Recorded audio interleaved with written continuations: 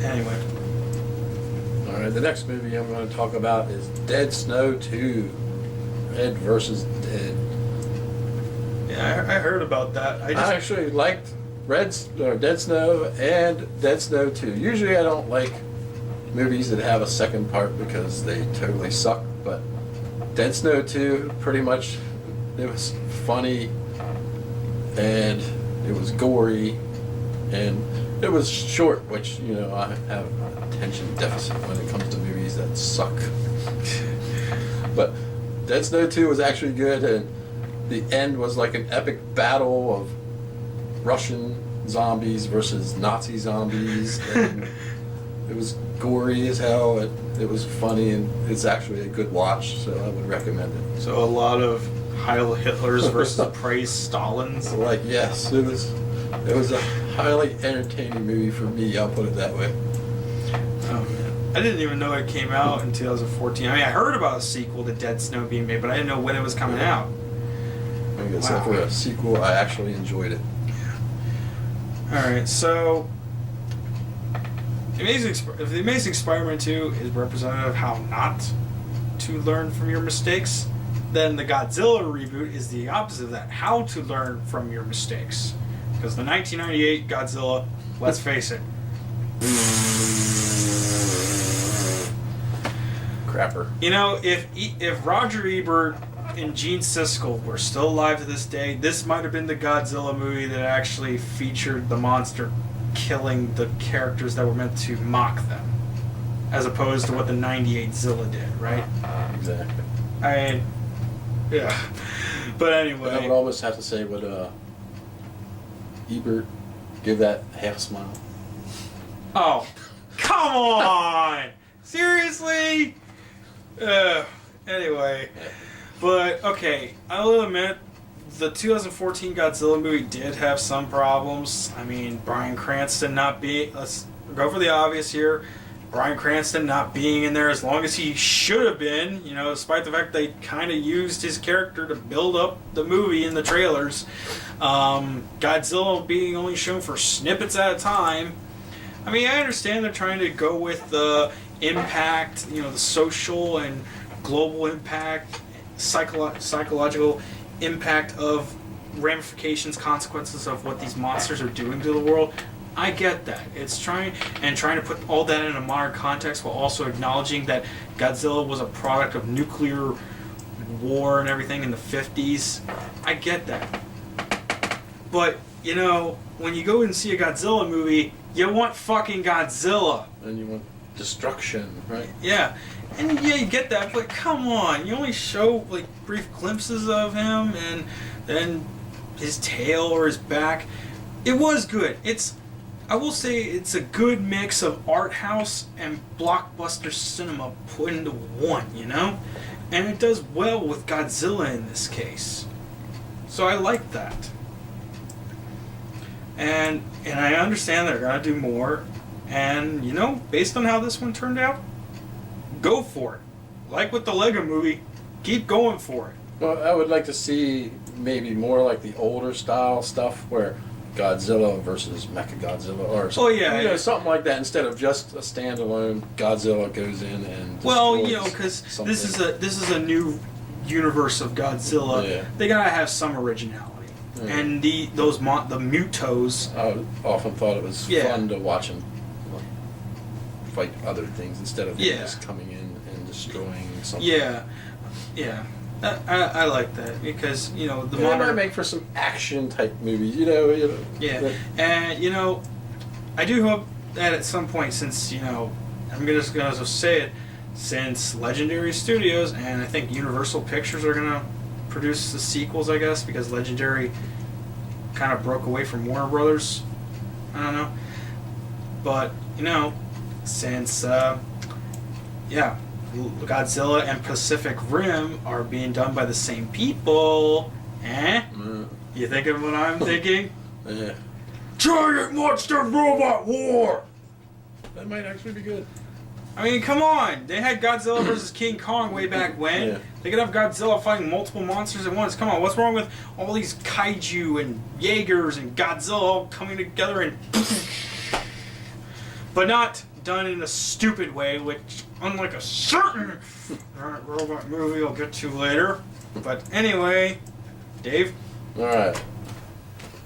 Me and Phil did see 2 movies together, but this is the last movie that I saw pretty much on my own, and I think for me this is 2014 the best movie that I saw, and it's a little independent movie, and I did some research on the internet, and people pan it for bad acting and stuff, and it's a science fiction movie, but also for me it had gore in it, which you don't really see in a lot of, I mean, yeah, you do see things like Alien and stuff like that, but it's called Almost Human.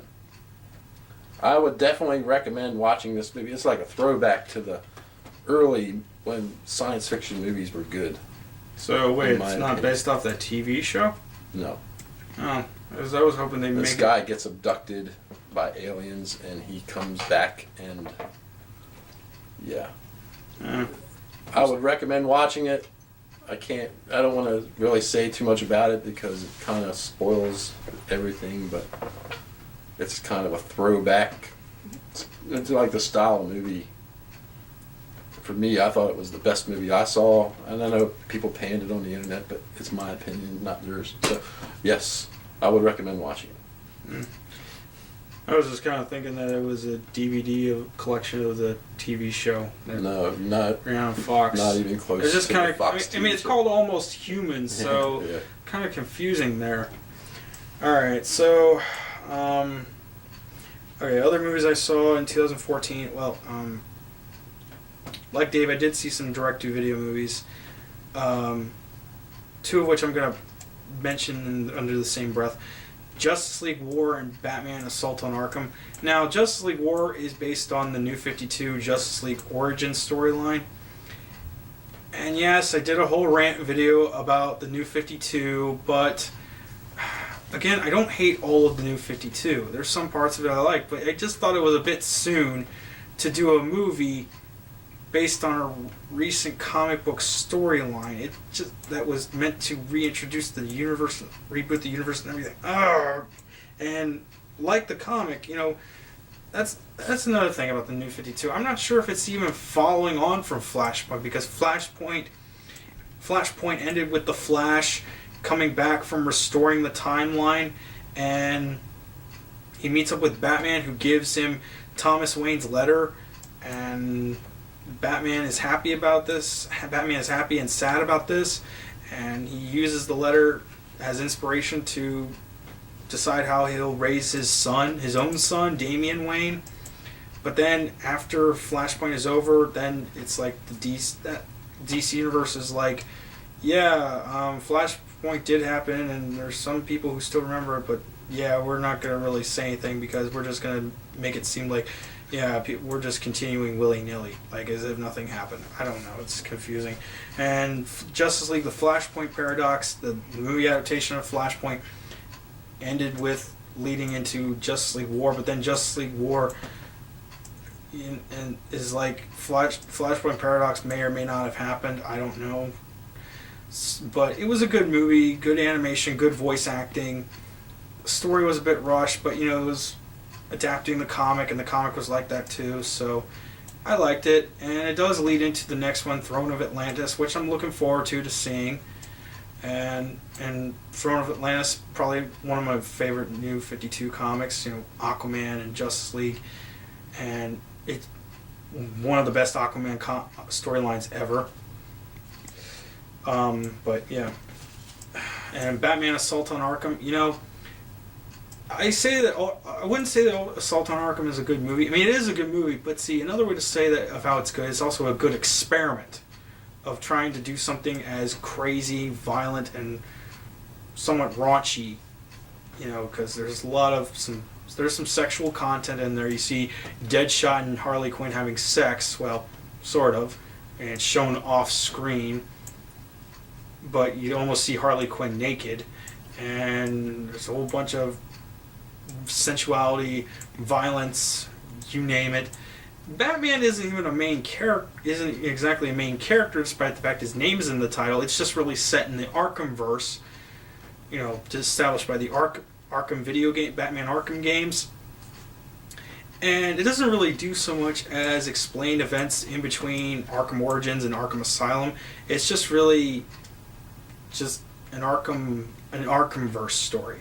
Sure, set between Origins and Asylum, but it doesn't really explain like how Batman goes from how he was in Origins to Asylum.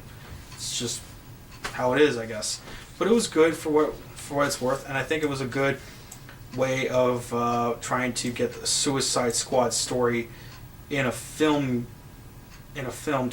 to a wider audience. And I think this kind of helped pave the way for the live action Suicide Squad movie, which I'm looking forward to.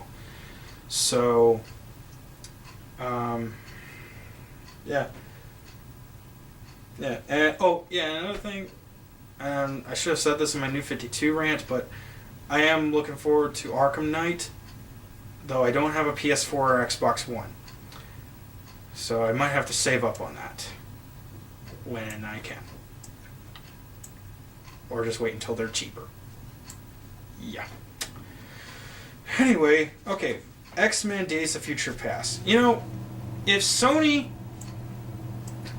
has to give Spider-Man back, which they should, and Fox definitely has to give Fantastic Four back, because I'm really skeptical about that reboot coming out, which comes out in like what, in August?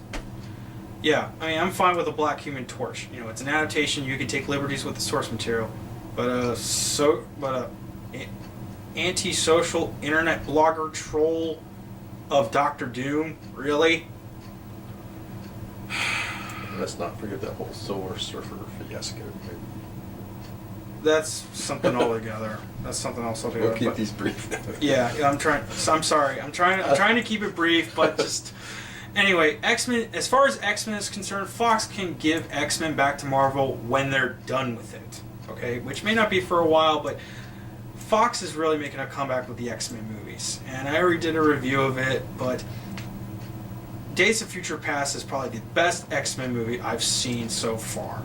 And yeah, it paves the way for more X-Men stuff that Fox can shell out. X-Men Apocalypse, Wolverine 3, Gambit, Deadpool, X-Force. And those are so far the only post-Days of Future Past movies that they're making. And if that's all they're going to do, then fine. And then X-Men could go back to Marvel and they put X-Men in Marvel Cinematic Universe. But Days of Future Past, for what it's worth, is awesome. And the X-Men movies, the Fox X-Men movies, are to Marvel what the Batman Nolan movies are to DC movies. They're good enough to stand on their own, and they don't need wider universe elements. They might have some questionable things, but there can still be joy to be had out of them. Alright, Maleficent. I'm gonna be honest, I probably saw Sleeping Beauty, the animated movie, when I was a little kid. Like, real little. So my memory of it is vague. So, with the Maleficent movie, however, you know, having the focus be on the villain, even though she's not exactly a villain, she's more like an anti-hero, despite the fact that Maleficent is another word for evil. I don't know. But I liked it, and I liked that it was kind of doing what it was supposed to do, try to be this Wicked-style version of Sleeping Beauty, you know, focusing on the villain, doing the whole story from the villain's point of view, making her look like a tragic figure and everything. It did its job well. Angelina Jolie did a fantastic job, though I will say that one of the most annoying factors of that movie was the three fairies, you know, the green, red, and blue. They give Jar Jar Binks a run for his money.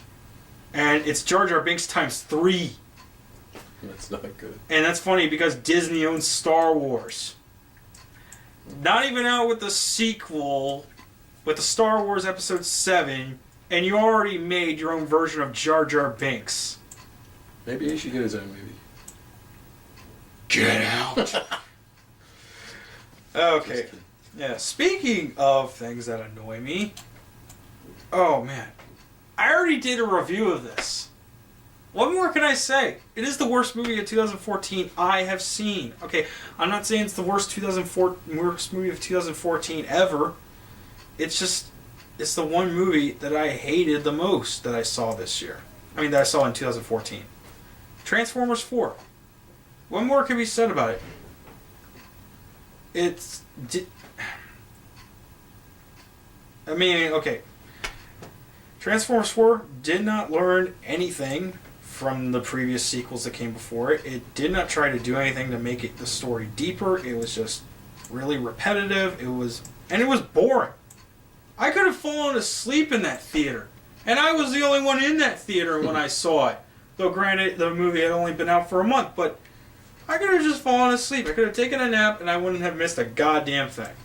The explosions would have kept you awake. No. And I'm not saying Michael Bay is a bad filmmaker, but, you know, he's probably getting tired from all this. He probably want to do something different. Maybe do some other kinds of explosions for a change. But this, no.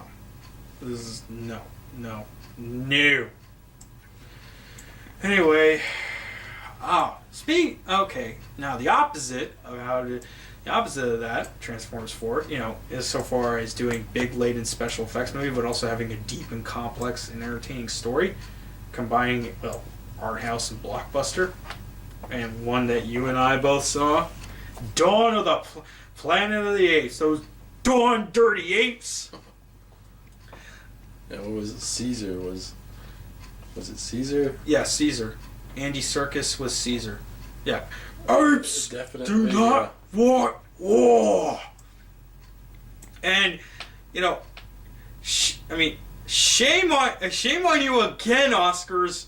You did not bother to nominate Andy Serkis for Best Actor. Seriously? I mean, not even Best Supporting. I didn't see the other Dawn of the Planet of the Apes movies, but Dawn of the Planet of the Apes was actually not too bad. It was good, in my opinion, anyway. I mean, it does have that connection, you know, to Rise. You might have to see Rise in order to understand Dawn somewhat, but honestly, you can just see Dawn without having to see Rise previously at the same time. And it was, oh man, it was such a good movie, and there were some tearjerker moments. Let's not doubt that, okay? I mean, come on, wasn't there at least a moment or two where you thought you were gonna cry from it? Maybe one or two, maybe a little bit, maybe a little bit. I mean, but Dawn of the Planet of the Apes was just a good movie, and you know, I'm actually looking forward to whatever they're gonna do next, and you know.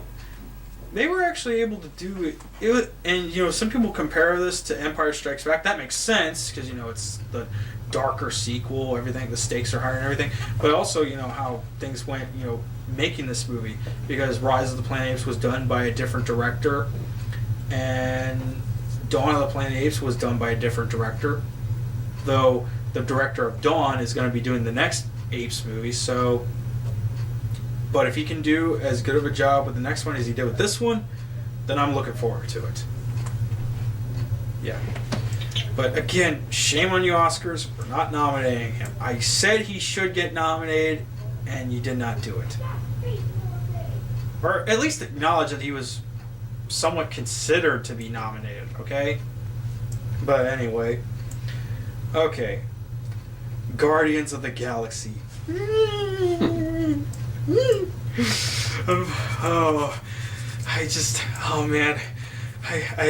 I can't stop this feeling deep inside of me, cause Dave, you just don't realize what this movie does to me, cause if it holds me in its arms so tight, you let me know everything's alright, because hold on.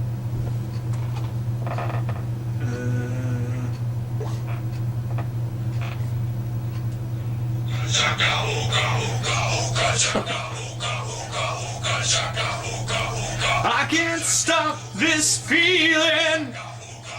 deep inside of me. Girl, you just don't realize what you do to me.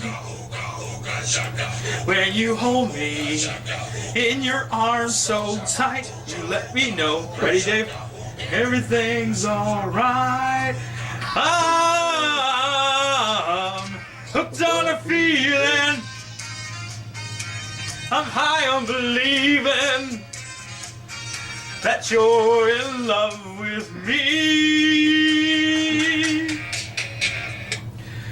Oh. An impromptu song. I wanted to do that. I wanted to do that when I reviewed the movie way back when, but I don't know, I forgot to. But I wanted to fit that in there because, like Lego Movie, how funny is it? Chris Pratt's in two big movies of 2014, and they both have songs that just get stuck in my head. Even though one is new and one is an old song, but yet, despite the fact you know it's an old song you heard before, somehow it gets stuck in your head, right? How does that happen? I don't know, I guess it was just the way that it was used, because that's what Guardians of the Galaxy does a lot of things right.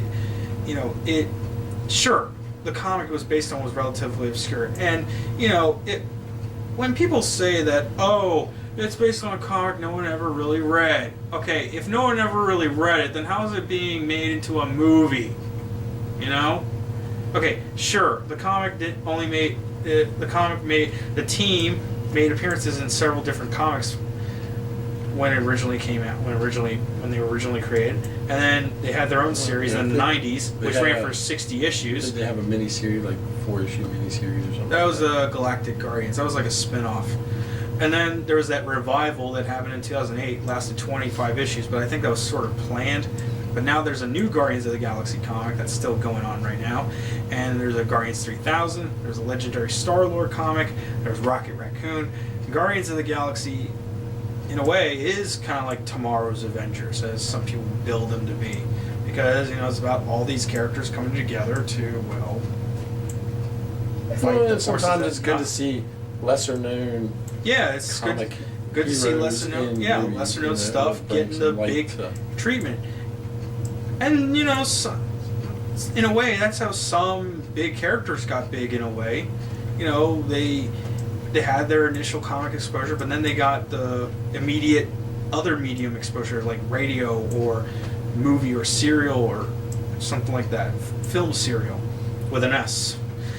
And Guardians of the Galaxy, the way they do that is no different. And there's sort of the mindset that if you slap Marvel's name on it, people will watch it. And you know what? Fine. Because you know what? I'm looking forward to that Ant-Man movie. It may not be a very well-known comic property to some, but to others, it's kind of big. And if Guardians of the Galaxy proved to be an exception to the norm, if Guardians of the Galaxy proved to be an exception that it can't. If Guardians of the Galaxy could be popular and it's based on an obscure title, then Ant-Man could probably do the same. If it has that same spirit and creative energy, but does it not exactly in the same way, but it has its own edge and appeal. And Guardians of the Galaxy was pretty good, and it was pretty energetic. It was energetic. The cast was great. Directing was great. The soundtrack especially was awesome, and it makes me look forward to what they're gonna do next. And I hope I see more Michael Rooker. Michael Rooker's an awesome actor. Yondu and everything. Okay. Alright, the Teenage Mutant Ninja Turtles reboot. What is it with 2014 having some movies that they try to give a lot of hype for, and then they're not really that long as you'd hope they would be?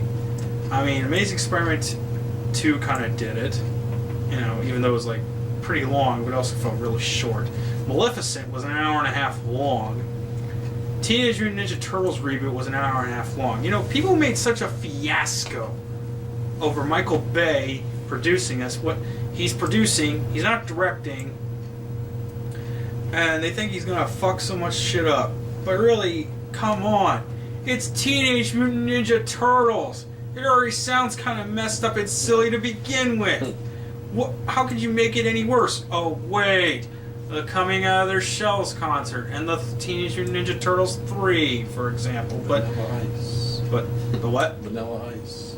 That's how you can make it. Well, that was Teenage Mutant Ninja Turtles 2, and some people some people hate that moment, but you know, it's laughably enjoyable. I mean, come on, go Ninja, go Ninja, go. I mean, that might get stuck in your head after bashing your head against it.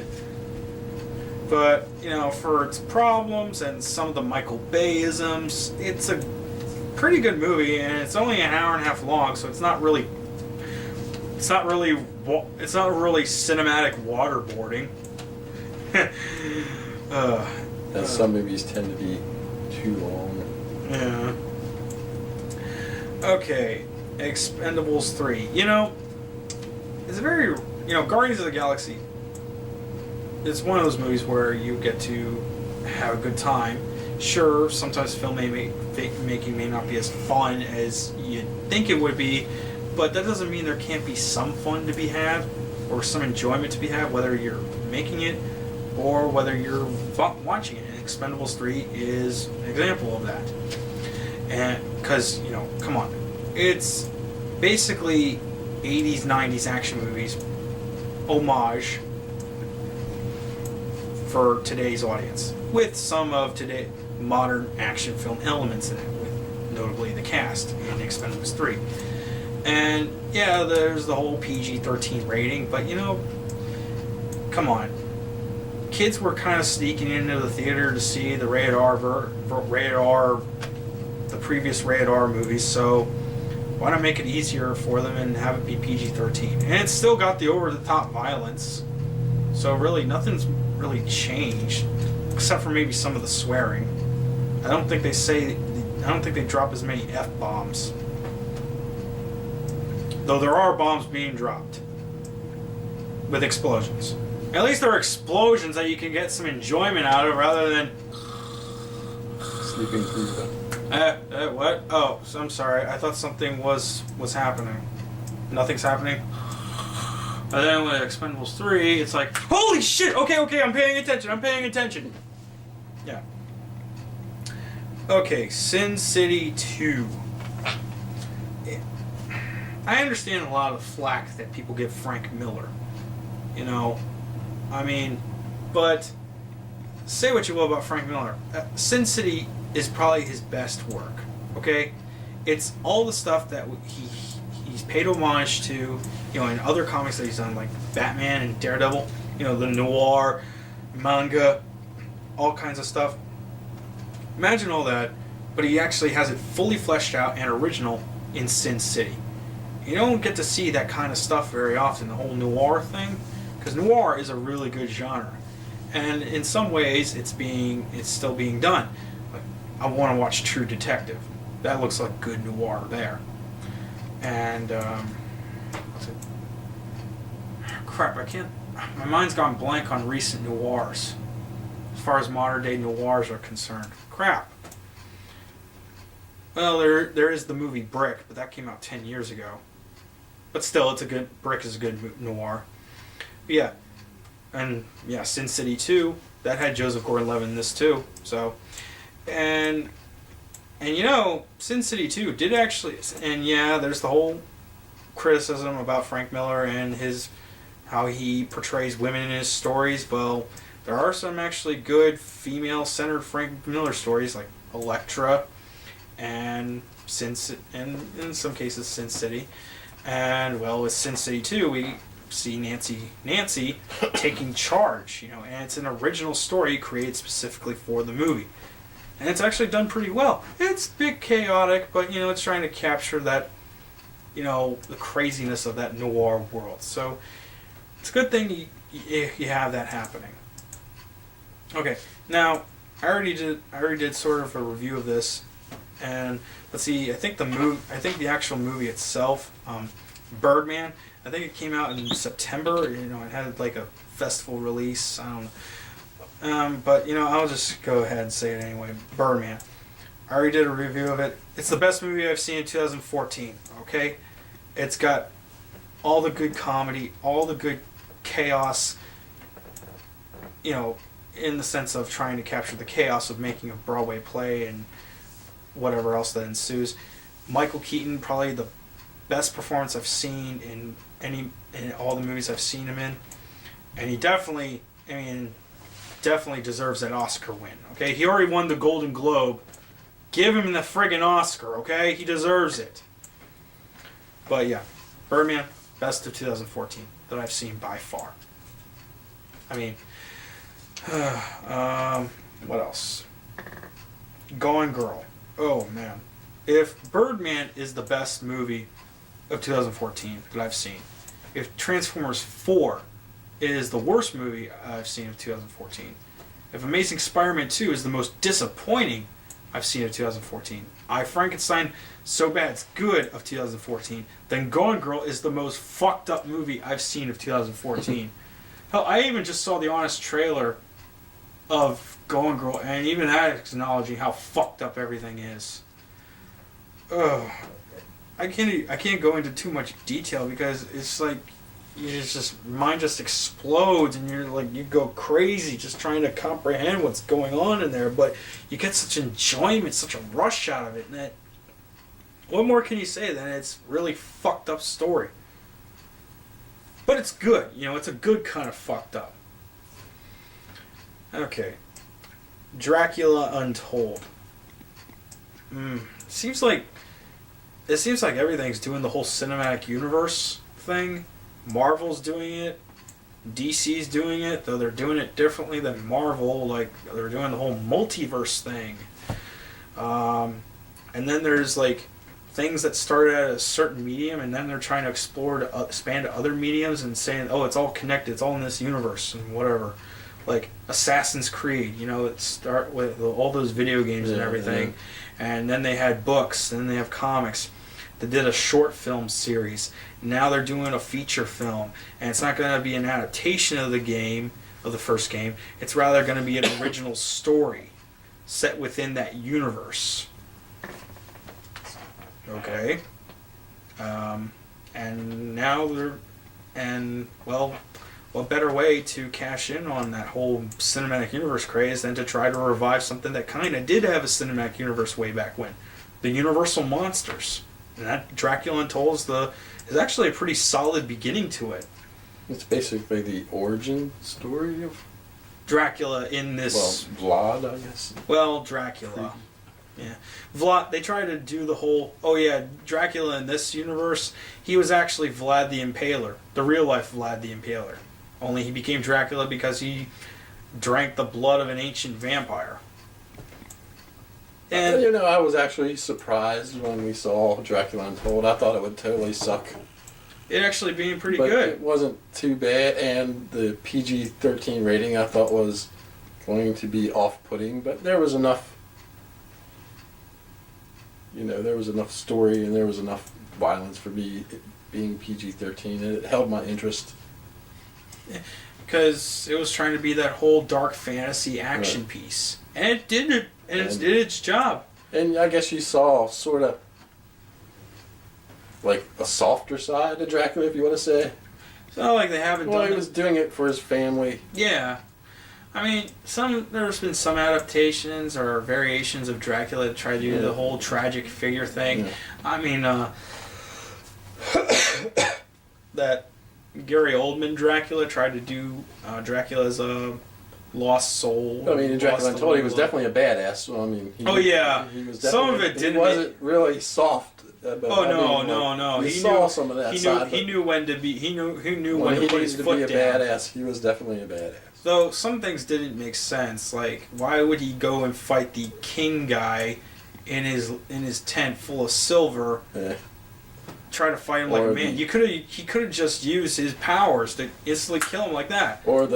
And he kind of ended up doing that anyway. Yeah. Or I guess the guy that appeared like once or twice in the movie, and his character really didn't make sense to me either. Which one was that? Like the guy in the white robe, and like when Dracula, when he was in the tent there at the end, I think, and then like one time in the middle. Oh, that holy guy. Yeah, that sort of kind of didn't. That make came. sense That kind of either. came out of nowhere. It seemed like a worthless character to me.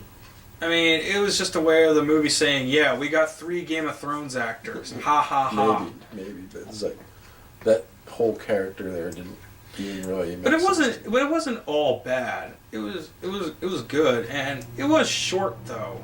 I mean, which kind of frustrates me because it abruptly cuts to modern day. Yeah, and the ending was. It was supposed to. It's supposed to set up this whole cinematic universe thing where all the Universal monsters are gonna be at war with each other or something. Dracula, the Wolfman, Frankenstein, Creature from the Black Lagoon, the Invisible Man, whoever else they can get. Yeah. They're all there, Yes, and they're all gonna fight each other, which I guess will seem fine. And and the Mummy and Van Helsing, they're gonna be in there too. They're doing all these reboots. It seems fine, and they got good intentions, and they understand. I think they understand the fan base. Yeah. They understand what these monsters mean for people. They're just trying to do them in a different way, trying to make them exciting as well as visually terrifying, I guess. To me, maybe they should have saved that ending for like a alternative ending for the DVD release instead of putting it in the movie. Yeah, but at least they acknowledge that, okay, yeah, the ancient vampire doesn't just up and disappear. He does have a point to all this, but eternal, I guess. Yeah, but how does he go from looking all ugly to looking pretty fine? I don't know. He goes from being what Charles Dance in Dracula Untold goes from being what Tywin Lannister's corpse is probably going to look like in Game of Thrones season 5 to what Tywin Lannister looks like when he's alive, though with longer fingernails. Yeah. Okay. Interstellar. Crap. As much flack I've given the Oscars about Dawn of the Planet of the Apes and Captain America 2 and Lego Movie, has Interstellar been nominated for Best Picture? Crap. I can't remember if they have. They better have. I mean, I haven't heard too many major Oscar nominations for Interstellar. I think it was nominated for Best Picture, but Best Director did not get nominated. Best Writer did not get nominated. Nothing for the acting. Hell, the only nomination it got at the Golden Globes was Best Musical Score. Though I think it did get nominated for the Best Musical Score for the Oscars, so kudos to that, I guess. But seriously? I mean, okay. So what I'm trying to understand, what they're saying is that, okay, the past couple Best Director winners, Alfonso Cuarón and, if I'm saying that name correctly, and I'm sorry if I'm not, and Ang Lee. Yeah, the past couple Best Director winners, they're known for directing visually stylish yet deep movies, and they win Best Director over other people who probably better deserved it, or people who should have gotten nominated. Ben Affleck in 2012 when he did Argo, he only won Golden Globe for Best Director, but he didn't get nominated for Best Director at the Oscars. What did that tell you? But Christopher Nolan doesn't get nominated for Best Director? I mean, okay, if he doesn't win, fine, but he deserves to at least get nominated. Because Interstellar is a pretty well-directed, it's a good movie. It gives you a bit of a headache because, it makes you think. It has good scientific themes. I don't know about scientific accuracy. I don't know if it's being accurate or not. But come on, it's fiction. It's supposed to take some liberties. There's supposed to be some suspension of disbelief. And then you can have some realism in there. But Interstellar it actually pretty much lived up to the hype that it was getting for over a year. It was. So, if it's nominated for Best Picture, fine. At least it has that going for it. But shame on the Oscars for not at least nominating Nolan for writing and directing, because he friggin' deserves that. Okay, Big Eyes. I already said what I needed to say in my review, so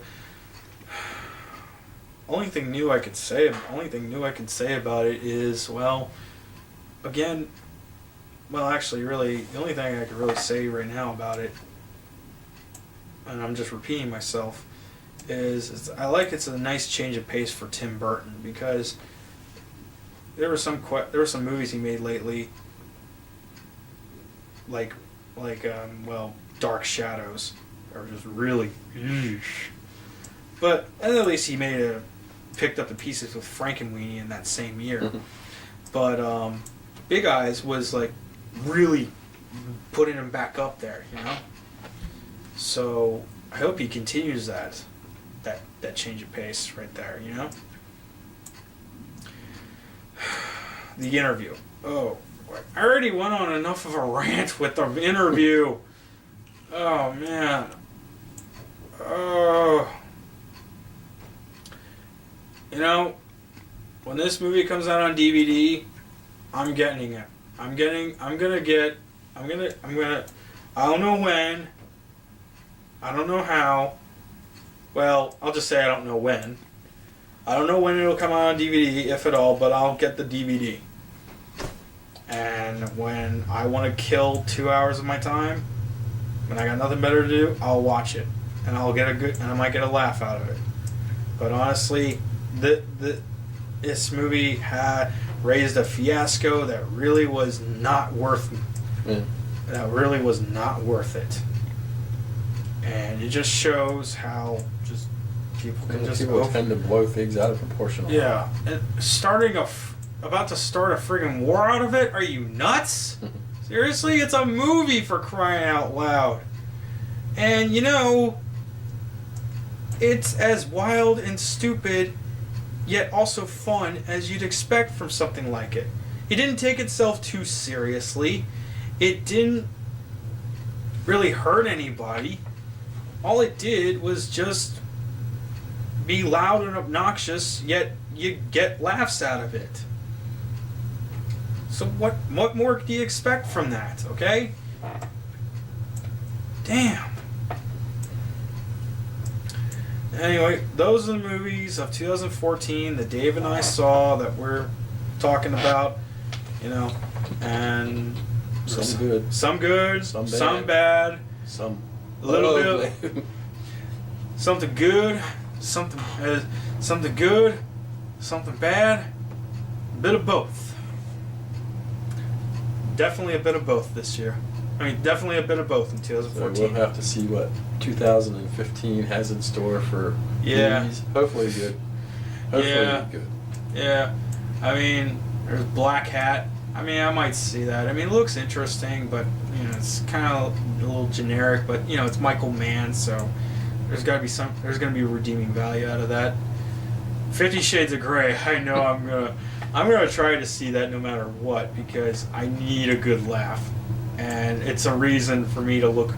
It's actually something to make me look forward to Valentine's Day, ironically, because you know that holiday sucks. That movie comes out of the Valentine's Day weekend, and you know if you got nothing to do on Valentine's Day. Well, hey, if you're a single man, yeah, you could be in a movie theater full of questionable women.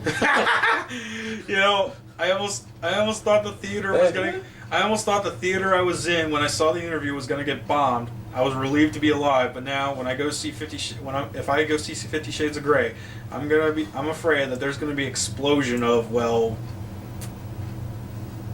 you know, pseudo bondage, women and men are just really the audience, just I think it's orgasming out of proportion. I think it's going to be mostly women in the audience. I'm gonna. Hell, I might even go see it. I'm gonna be an explosion of cum and spunk. Oh God. Well, all right. So that was movies. That was our movies of 2014. So I'm Phil. I'm Dave. Talk to you later.